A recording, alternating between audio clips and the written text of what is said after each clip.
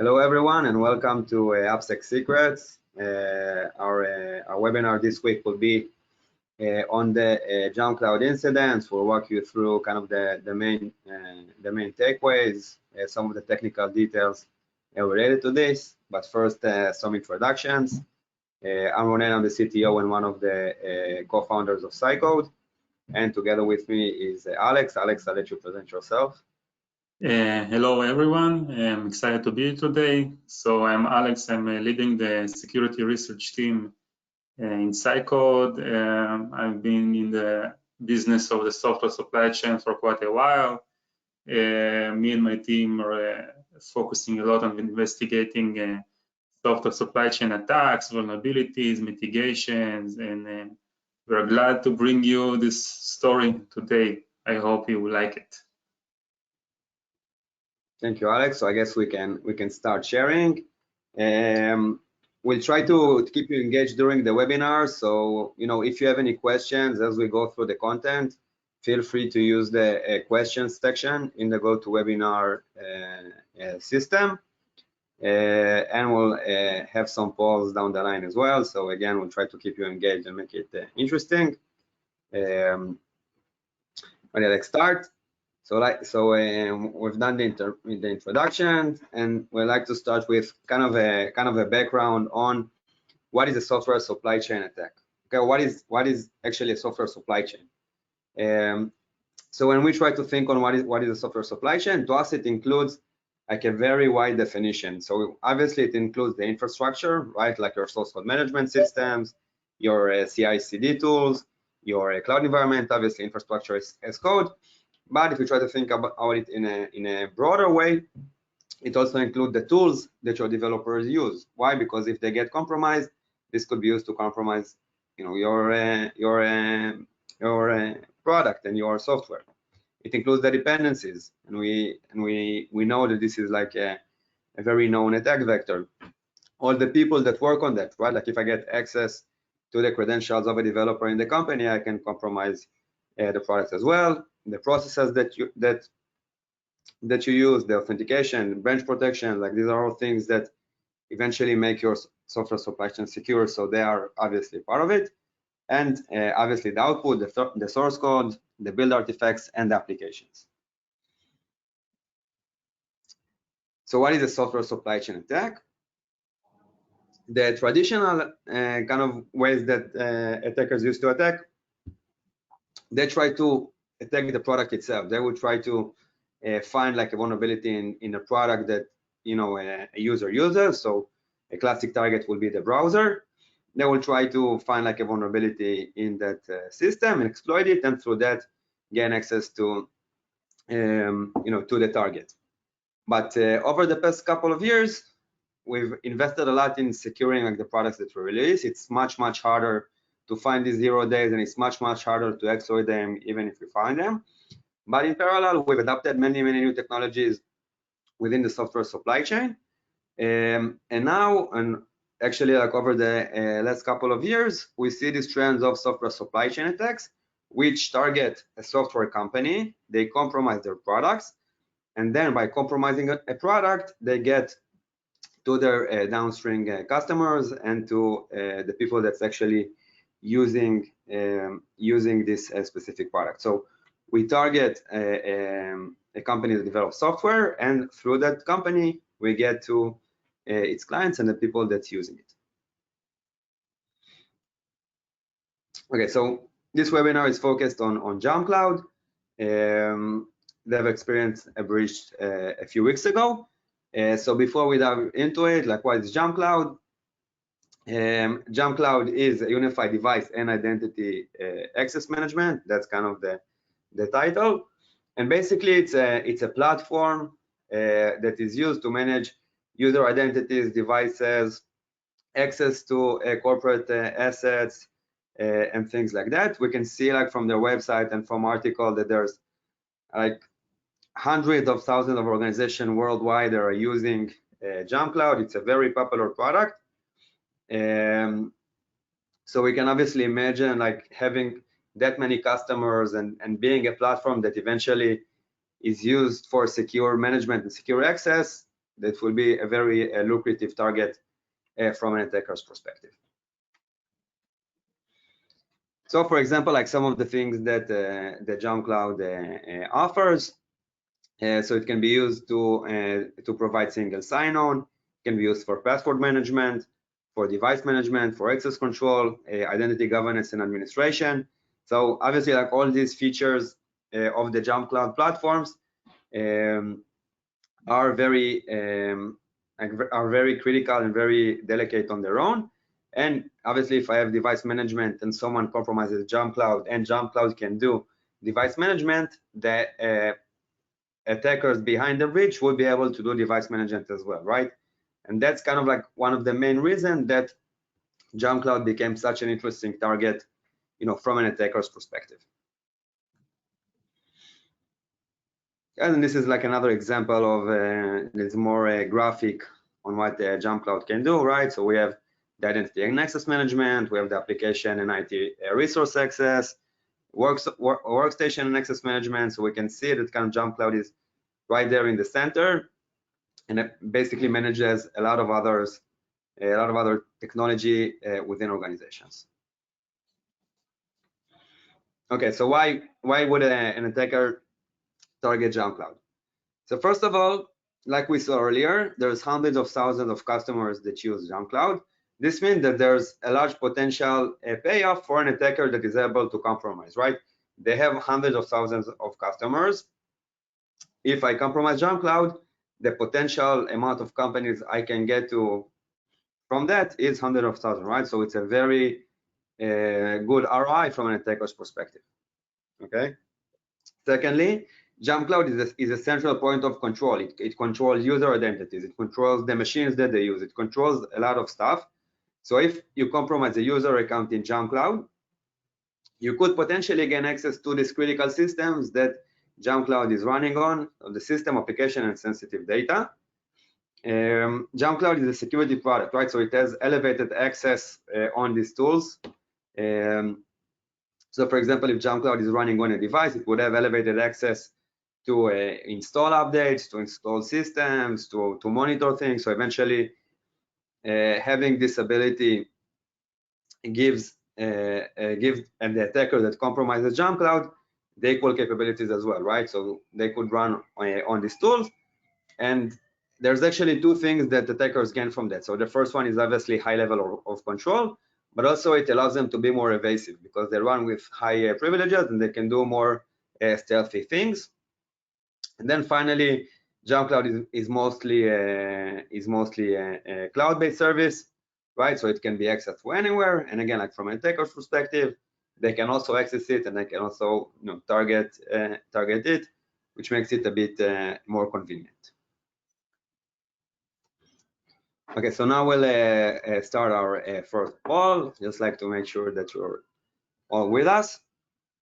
So the first poll, and this will help us to understand the audience that we have, is do you use JumpCloud? And the options that you have are yes, no, but I've used it before, no, but I want to understand the risk, or no, but I want to learn on this topic. We'll give you a few seconds to answer.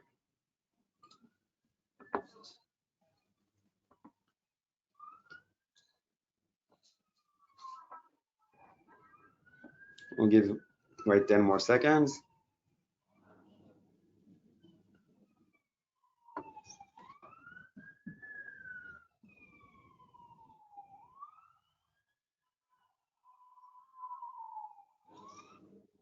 Okay, actually very cool. So 100% of the people that voted don't use JumpCloud, but want to learn about this topic. So I think that's actually super interesting. So first of all, hope this the recap that we gave on JumpCloud was interesting to you. But yeah, we'll move forward, and I think there's lessons that can be learned for every organizations that develop software from it. So Alex, I'll pass it to you. Thank you, Ronen. So yeah, so now that we got the background, let's dive a bit into the interesting part this entire incident and this entire attack. So while the actual incident happened in June and in July, it's important to mention some stuff that happened also before that, specifically in April, because it's telling a bigger picture and showing us the bigger picture and telling the bigger story behind this attack. So in April 15 and 20, CISA, which is the cybersecurity agency of the United States government, CISA released 2 advisories. The first one in the April 15 about the malware that they dubbed it Apple Juice, which is originated in North Korea, and it's cryptocurrency malware that's supposed to steal crypto wallets. And also in April 20, they released something even bigger. So they released a advisory for state-sponsored attacks on the blockchain companies. So once we'll go into the story for JumpCloud, we understand that this is the same attack that attacked JumpCloud originated also in this advisory. And also in April 20, Mandiant, a very famous instance response firm, also released a report about the FreeCX software supply chain attack. So FreeCX is a very popular communication platform, and it was undergoing through also a security breach through the supply chain attack by an app that's called Xtrader, and it's caused really a massive breach, which is also originated from North Korea. So it's something that happened before the attack, but also adds to the story. So let's talk about how the chain of events happen in the JumpCloud attack, and at the end we'll have the big puzzle. So we heard about it the first time in July 6th, when if you were a customer of JumpCloud, you were probably notified by JumpCloud through some email that the company was going through some security breach.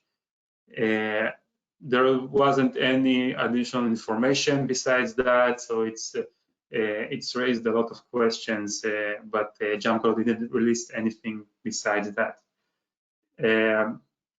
Few days after that, in July 12th, so JumpCloud released, JumpCloud CISO released a security advisory that was detailing the attack that it was going. So it wasn't, it didn't elaborate on all aspects of the attack, but it gave more information into what happened there. And in that advisory, they told first that in June 22, one of JumpCloud employees were attacked by a spear phishing campaign, successful spear phishing campaign that managed to infiltrate into the JumpCloud internal servers. And in June 27, it was the first time that JumpCloud actually discovered some anomalous activity, in the internal orchestration server. So they also mentioned that they, at that time, at a specific period, they didn't observe also any customer impact for that anomalous activity, but still they took all the precautions needed. They stated that they rebuilt their entire infrastructure. They re-rolled many security keys and made all the steps necessary to secure the servers. Apparently, it wasn't enough because the attacker was still in the JumpCloud server. And in the July 5th, JumpCloud discovered unusual activity in the commands framework for a small set of its customers. So this is where JumpCloud states that it has actual evidence of customer impact. So just to give a bit of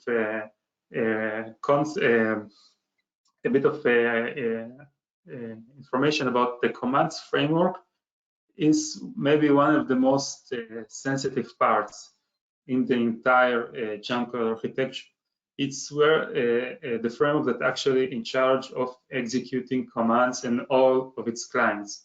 So once an attacker gets a foothold on that component, it practically has almost all capabilities to run any code he wants on all the clients. So this is like the holy grail, the security holy grail in the JumpCloud architecture. And they said that in July 5th, they noticed that it was compromised and customers were impacted by that. So in the same day, they also notified that they invalidated all the API keys for their clients, which is a very drastic move because this action actually disconnects the path between JumpCloud and the clients. So it's a measure that's been done to stop this attacker from doing any additional malicious activity for the JumpCloud clients. So this is that's really something big happening in there, and the customers were impacted. So, but the story doesn't end here. There's many questions left remained open, and for example, who is behind that attack?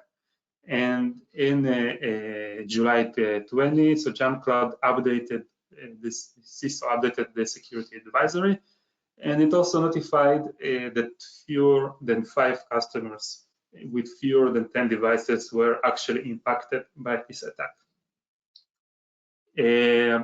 So in addition, in that day, 2 of the leading security firms, SentinelOne and CrowdStrike, they both attributed this attack to North Korea, and with a very high confidence to the Lazarus Group.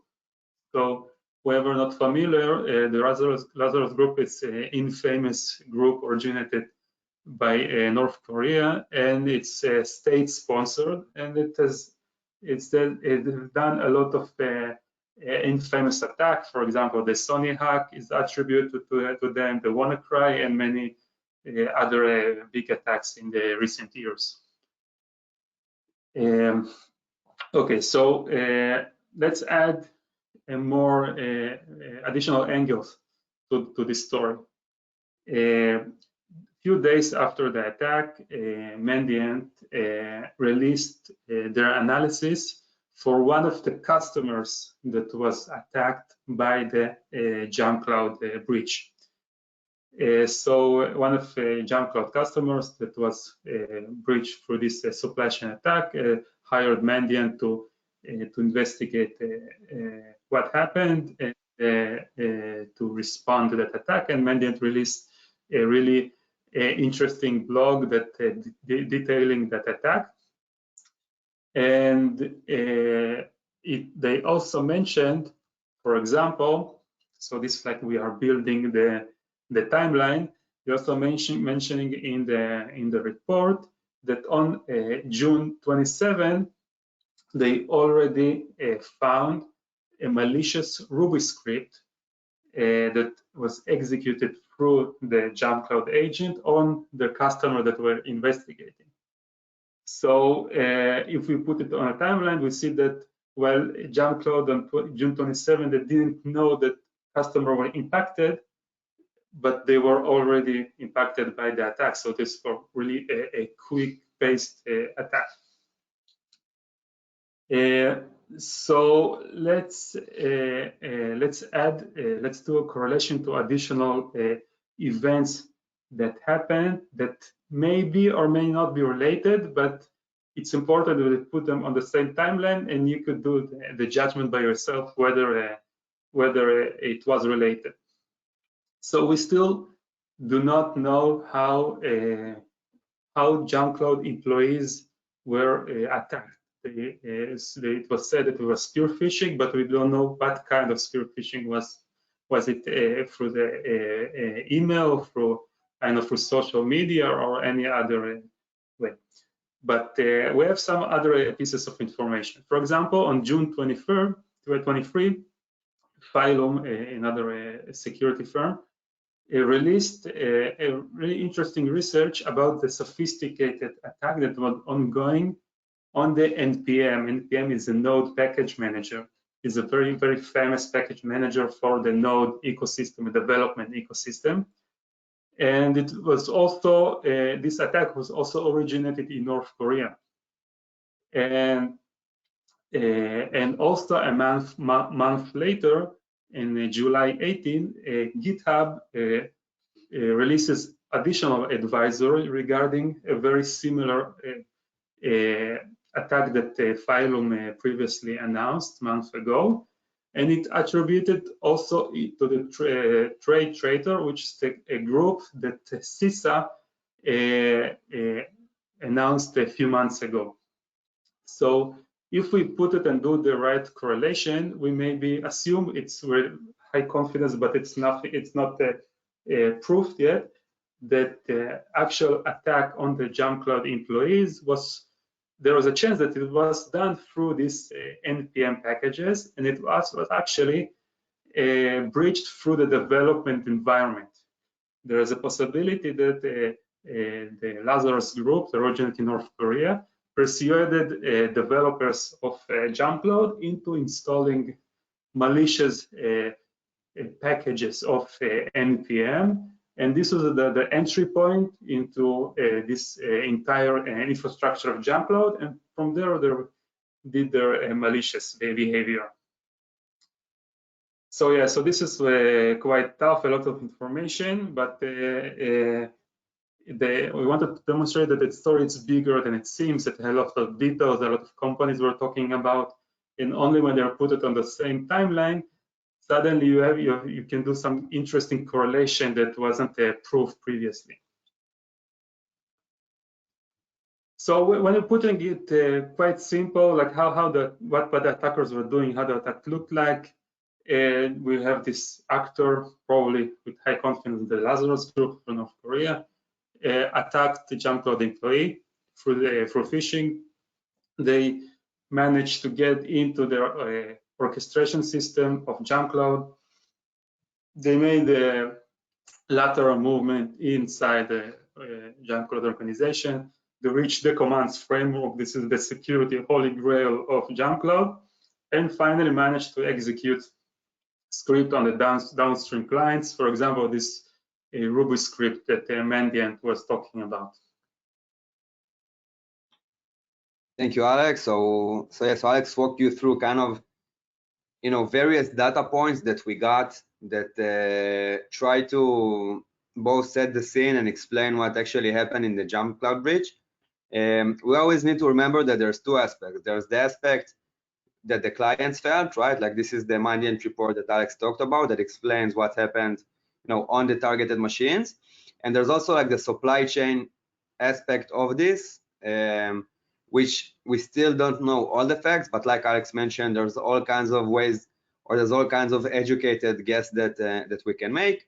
And this leads us to our next poll, which is out of like everything that Alex described right now, what would you say is the most pressing issue to address, where the options are: 1, protect developers from advanced phishing attack, as this might be, the way that JumpCloud was compromised.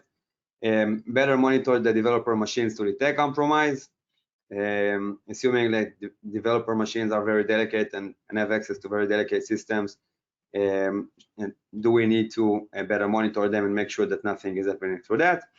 Have better security around SDLC to prevent supply chain attack. In this case, even if a developer machine is compromised, we should still have adequate controls and ways to protect against that. And the last option, perform periodic pen tests to check the resiliency of the software. So do pen tests that assume breach in all kinds of areas and try to attack the product. See lots of answers coming in. We'll give 5 more seconds to answer, and then we'll close it.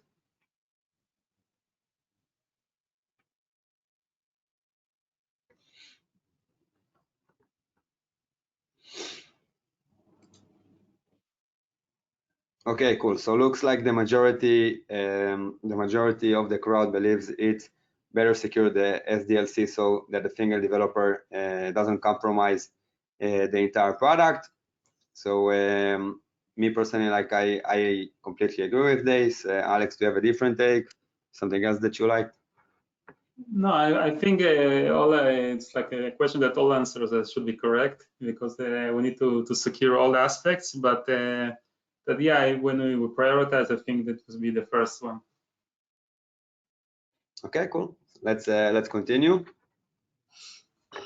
Yeah. So we were looking on the impact. So on the first look, you could think of like, come on, it's only 5 clients, 5 customers, 10 devices. What is the big fuss about it? But we don't really know about the real financial impact that resulted from this attack. We do know that a company named CoinSpade, she announced that that the company was attacked through JumpCloud, but not directly. It wasn't a direct customer of JumpCloud, but the employees of the CoinSpade were attacked by a phishing campaign that persuaded them to download and install the JumpCloud agent while the breach was undergoing and while the attacker were controlling the JumpCloud infrastructure. So they use the infrastructure to execute code on the employees of CoinSpade, and the result was theft of $37 million, which is a huge financial impact. So this is only one company. We don't know the impact for the other companies, but we do know that such attacks will we know that the central systems like JumpCloud and this successful attack will make more actors and more state-sponsored actors and more cybercrime to stick these big systems with access to many customers, and they will keep targeting them to do this massive impact, whether it's information theft or financial theft or any other malicious impact. Yeah, so we told a lot of information, and but we have still like many big question marks left open. For example, what is the result of the attack? What is the impact? What's the financial impact? What was stolen? We were the companies that were attacked. We don't know this information yet. How the attacker managed actually to execute this script in the JumpCloud infrastructure. We told that they were executing a Ruby script on one of the clients. How they managed to do that inside this infrastructure of JumpCloud, how they weren't stopped from doing that. We don't know how the attacker managed to achieve persistency within the JumpCloud infrastructure, because we are being told by JumpCloud CISO that once they detected the anomalous activity, they rebuild the infrastructure and they reroll many of the keys, and the attackers still managed to be persistent and to keep their foothold on the system. We don't know how the attackers created this code execution, whether this code execution was signed or whether it was unsigned. If it was signed, it poses some risk on the certificates and the signature keys that were used for this code execution. So this is like many questions that we weren't told by JumpCloud. And finally, maybe one of the most important one is we don't know what controls JumpCloud adopted and JumpCloud had to prevent such attacks, whether they were aware of the possibility that their platform will be used to attack their 200,000 of clients. Yeah, Ronan, want to recap that? Yeah, so Alex discussed some of the questions that we have and kind of the impact that this attack had. But like if we try to zoom out a little bit and we try to think, like, why is this happening? Why do we suddenly see over the past couple of years this soar in software supply chain attacks? So we try to kind of articulate some of the reasons. The first one is that the software supply chain became much more complicated. We've adopted many new tools and technologies. These tools have their own security configuration and expertise that needs to be used. And in many times we neglected that, and we are now catching up with securing these tools that obviously are very critical to the development of the product and the software. The second reason is that, again, like a trend that happened over the past couple of years, is the improving efficiency of CI/CD and DevOps.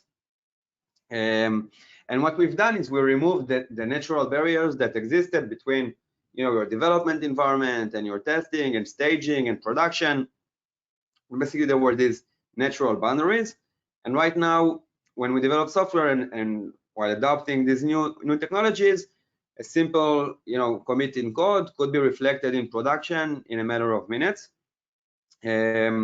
which is great, like from productivity, and obviously it allows us to bring a much better products to the market. But from an attacker perspective, now we have this entire chain of tools that I can compromise one of them and get access to the others, which obviously is something that we need to care about and address. We've also become really accustomed to rely on software that claims that it's secure. And how does the software claims that it's secure? It usually you would have like a software that is signed. Signing software is something that is not new. It's been here for decades. And because we've become so accustomed to look at signature and to assume that if a software product is signed, that it is secure, we don't have a lot of controls for software that present this type of proof. And obviously, it's something that attackers can exploit. And finally, if we think about it from an attacker perspective, so an ROI of a software supply chain attack is higher than targeting a single company and attacking them, right? If I attack a single company, I only get one victim. But if I take a software product, and for example, in this case, a product that has over 200,000 customers, I can get access to all of these, to all their clients, and it's a very higher potential of targets that I can then exploit and monetize, again, like from an attacker's perspective. And if we try to remember, a software supply chain attack, I've heard this somewhere before, so probably, the most known software supply chain attack that we've had in the past 3 years is SolarWinds. And we wanted kind of to point out some of the similarities and differences between the two incidents. And I think the main differentiation is the amount of victims. In SolarWinds, we had hundreds of organizations worldwide, and there were a lot of U.S. government agencies, Fortune 500 companies, critical infrastructure that were targeted, and that's one of the reasons that SolarWinds was such big news. And again, like everyone discussed it, and you couldn't not hear about it.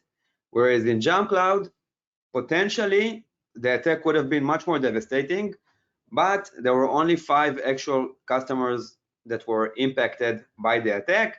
So the attack was very targeted. It focused on cryptocurrency companies. So again, it might be a reason because the threat actors were different, and it might be, maybe they tried to keep the attack longer and they thought that if they would do it like this, so it will take more time to detect. But I think that's like one of the main reasons that we see the difference in the news coverage of the two instances. If we look at the infection vector, so in SolarWinds, the attacker compromised the build infrastructure and actually created a malicious version of the product, whereas in JumpCloud, they didn't create a malicious version. They used the fact that within JumpCloud, there's an infrastructure to execute scripts on target devices and abuse that. And obviously, the suspected attacker is different in SolarWinds and in the JumpCloud breach. Okay, last poll that we'll have in this session today. In the next session, we're going to cover some of the compliance trends and frameworks that are now being introduced to help organizations mitigate against this type of threats. So this next question is asking, which of the following standards are top of mind for you regarding software supply chain security? And the options are OWASP SAM, SALSA, NIST SSDF, CIS software supply chain, and the NSA and CSAS guidelines. We'll walk you some of these in the next slide, but if you're already using or adopting any of these, we'll be happy to know. Give everyone like 10 or 15 seconds more to answer.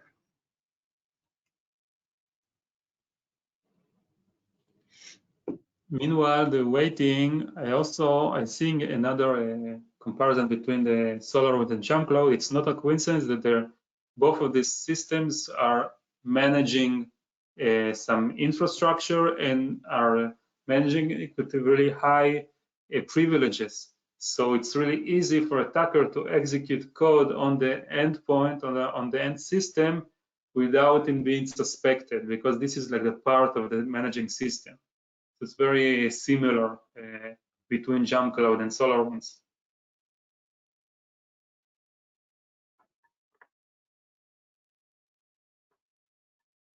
Thank you, Alex. Let's go back to the slides. I still see the poll. I don't know why. Do you have the slides, Alex?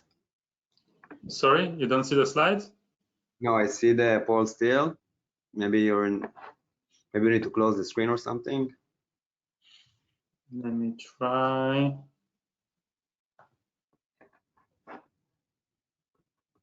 Stop sharing. I'm starting to sharing again. Tell me if you see the slides. Now I see. Okay. Okay, cool. So before we jump into the section, I think it's interesting to see that the poll results were very distributed. I guess like there's many new frameworks that are introduced, and it's interesting to see that some of you started to adopt some of the emerging ones. Some of you are using older ones. So again, thanks for sharing the responses.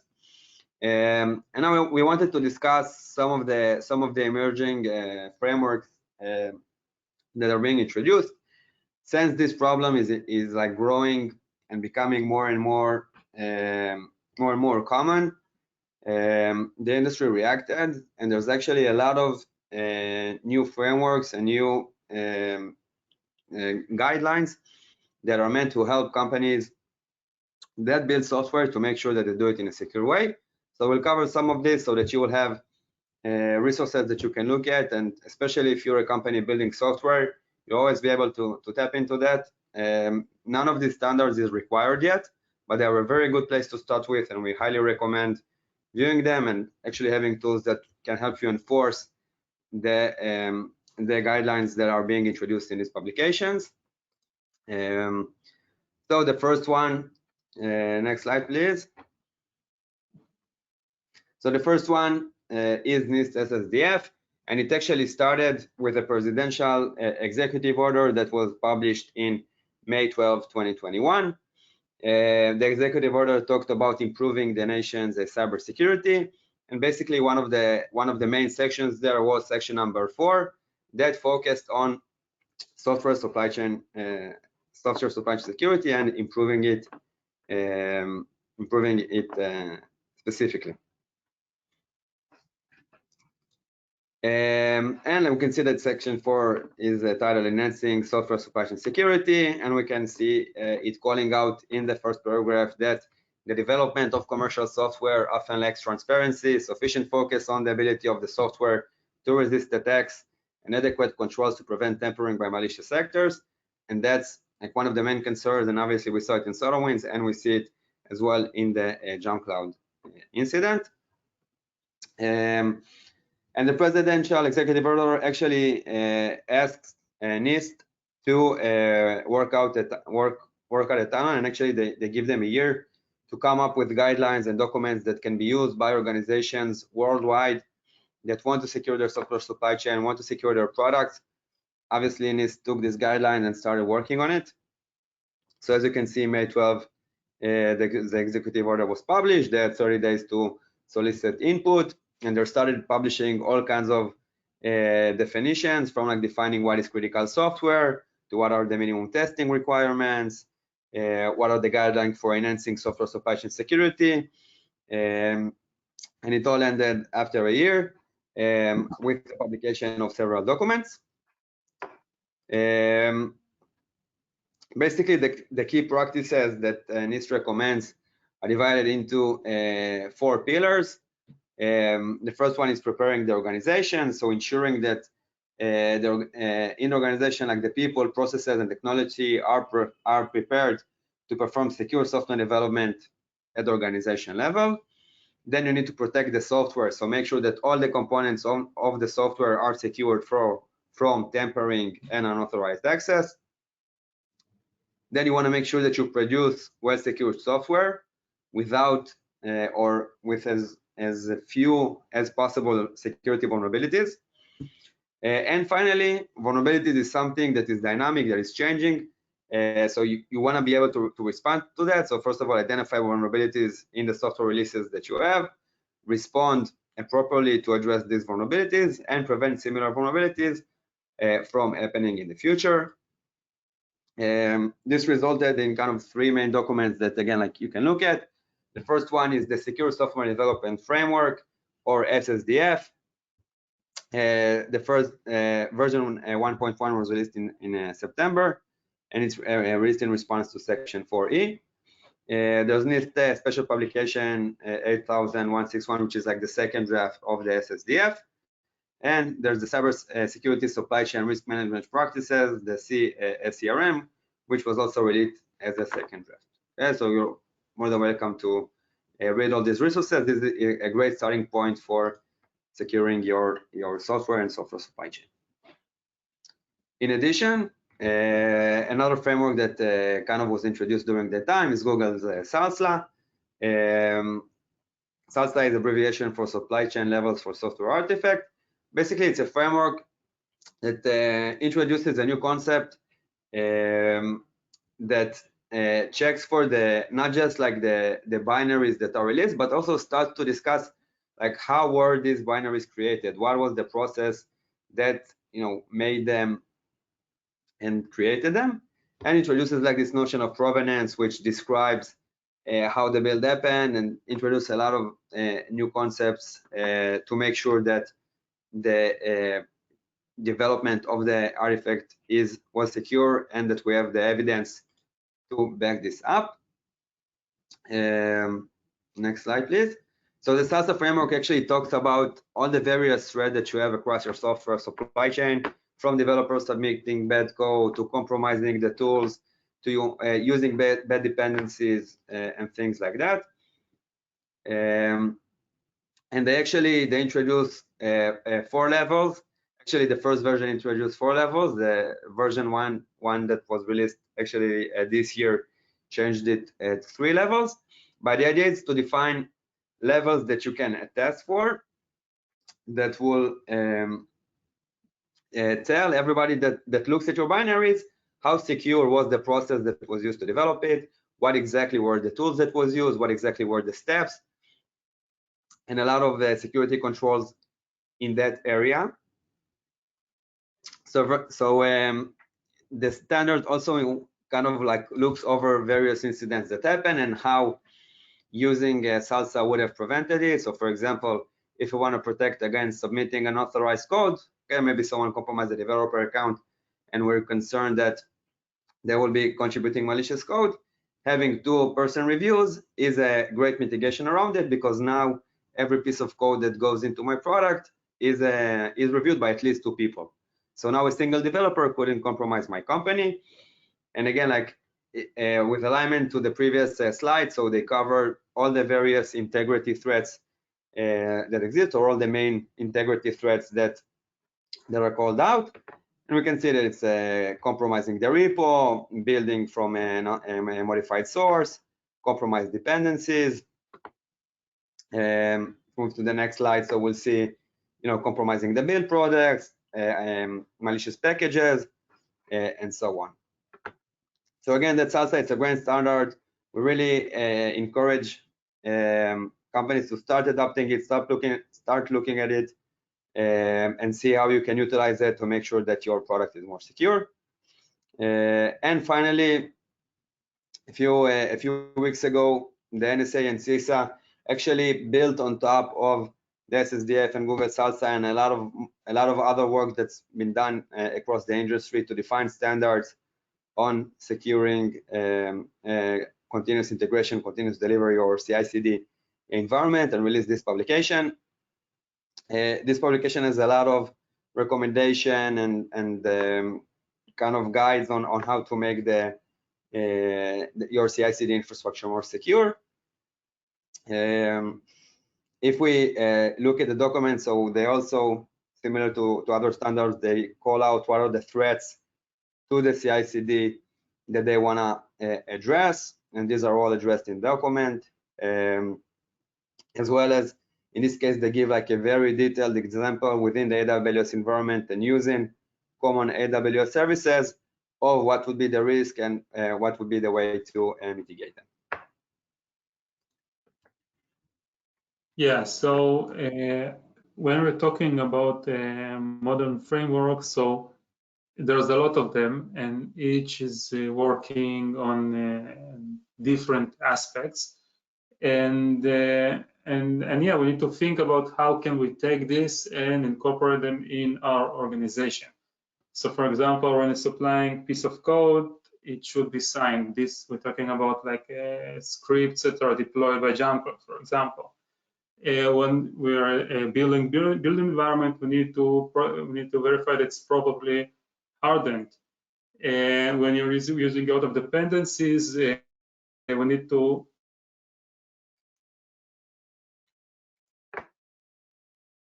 Where else you, Alex? Okay, so I guess like Alex, I think we lost Alex's device. Okay, so I'll finish the slides for him. So yeah, so like Alex mentioned, having this modern frameworks would have helped to stop it, because if we were focused on securing our products and securing the ecosystem around it, so first of all, the build environment could have been harder. We would have done the threat simulations to understand like what is the exposure that we have and how our product could be targeted. And maybe this would have helped prevent the JumpCloud incident. And finally, like we want to maybe talk about kind of like what would be our recommendation for you to do next.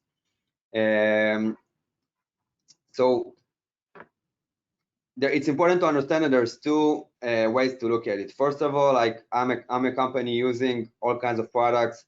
How do I make sure that if they're compromised, I'm not compromised as well?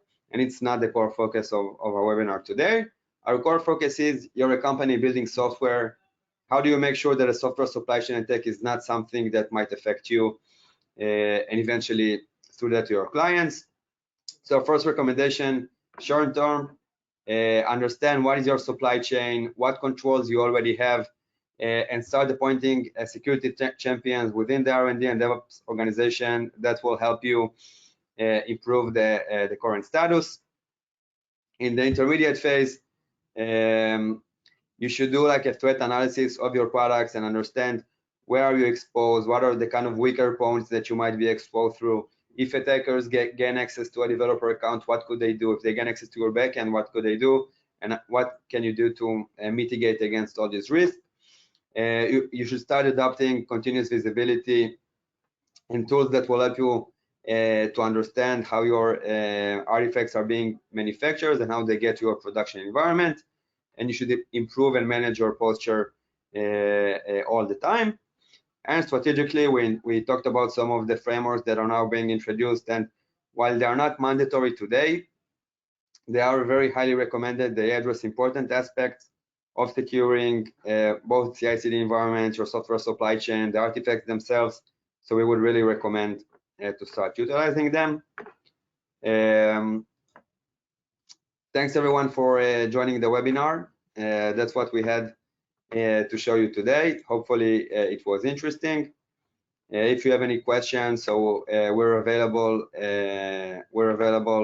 Either through the website or directly at ronen@psycho.com or alex@psycho.com. And we'll see you all in the next session or webinar.